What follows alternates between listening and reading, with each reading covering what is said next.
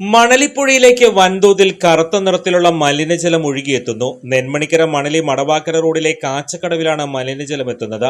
ശുചിമുറി മാലിന്യം അടക്കമുള്ള മാലിന്യം ഒഴുകിയെത്തിയതായി നാട്ടുകാർ പറയുന്നു. മണലിപ്പുഴയിൽ കറുത്ത വെള്ളം വലിയ തോതിൽ ഒഴുകുന്നതോടെ പ്രദേശത്തെ കിണറുകളിലെ ജലവും നാശോന്മുഖമായി.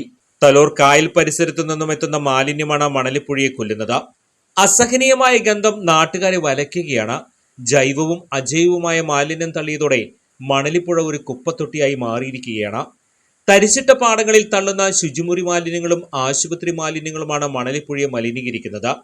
നിരവധി ചരക്ക് വാഹനങ്ങളും മറ്റു വാഹനങ്ങളുടെ പാർക്കും ചെയ്യുന്ന ടോൾ പ്ലാസയ്ക്ക് സമീപത്തു നിന്നുള്ള മാലിന്യങ്ങളും പ്രദേശത്തെ മാലിന്യ സംസ്കരണ സംവിധാനങ്ങളില്ലാത്ത പ്രവർത്തിക്കുന്ന വർക്ക്ഷോപ്പുകളും ഹോട്ടലുകളും പുറന്തള്ളുന്ന മാലിന്യങ്ങളും അലക്ഷ്യമായി റോഡിനിരുവശവും തള്ളുന്നത് പതിവാണ്.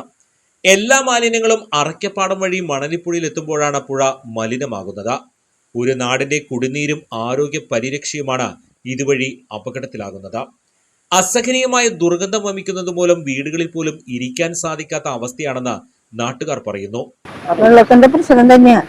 വെള്ളം കുടിച്ചിട്ട് ഒക്കെ ഛർദി വയ്യാണ്ട് ഒക്കെ നടത്തത് കുറെ കാലങ്ങളായിട്ട് ഈ വെള്ളത്തിന്റെ പ്രശ്നമാണ് കൂടുതലായിട്ട്. വെള്ളം മഴ പെയ്യുമ്പോൾ വെള്ളം കുറയും, മഴ ഇല്ലാത്തപ്പോൾ വെള്ളം കുറയും, മഴ പെയ്യുമ്പോൾ വെള്ളം കിണറ്റിൽ കൂടും. അപ്പൊ വെള്ളം നമ്മള് ഫിൽറ്ററിങ് വെള്ളം എടുക്കുമ്പോ അതൊക്കെ ഭയങ്കര മണം. ഞാൻ എന്റെ വീടിന്റെ അപ്പുറത്താണ്. ഇവിടെ നമുക്ക് ഇരിക്കാനോ ഭക്ഷണം കഴിക്കാനോ പറ്റാത്തൊരു സാഹചര്യമാണ് ഇപ്പോ ഈ മണ്ണടിച്ചിട്ട്. ഇത് എന്തുകൊണ്ട് വരുന്നു എന്നുള്ളത് നമുക്കറിയില്ല. അത് അന്വേഷിക്കേണ്ട ആളുകൾ അന്വേഷിക്കട്ടെ. ഇത് തന്നെയല്ല, ഇത് കുടിവെള്ളം കൂടി പോകുന്ന ഒരു പുഴയാണ്. നമ്മള് കുടിവെള്ളം എടുക്കുന്നത് ഇതിന്റെ കുറച്ച് അപ്പുറത്തു നിന്നാണ്. അപ്പൊ ഇതുപോലെ ഇത്രയും മലിനമായ വെള്ളം ഇവിടെ വന്നിട്ട് നമ്മുടെ ഈ ഭാഗത്തുള്ള വീട്ടുകാർക്ക് ഒരാൾക്ക് കൂടി ഇരിക്കാൻ പറ്റുന്നില്ല. ഭക്ഷണം കഴിക്കാനോ ബാക്കിൽ നിന്ന് ഫ്രണ്ടിൽ നിന്നൊക്കെ സ്മെല്ലാണ്. നമുക്ക് ഇരിക്കാൻ പറ്റാത്തൊരു സാഹചര്യമാണ്. പുഴയിലെ വെള്ളത്തിന്റെ ലവണാംശം കൂടി കുളവാഴ, ചണ്ടി എന്നിങ്ങനെ അനിയന്ത്രിതമായ വളർച്ച ഉണ്ടാകുന്നു.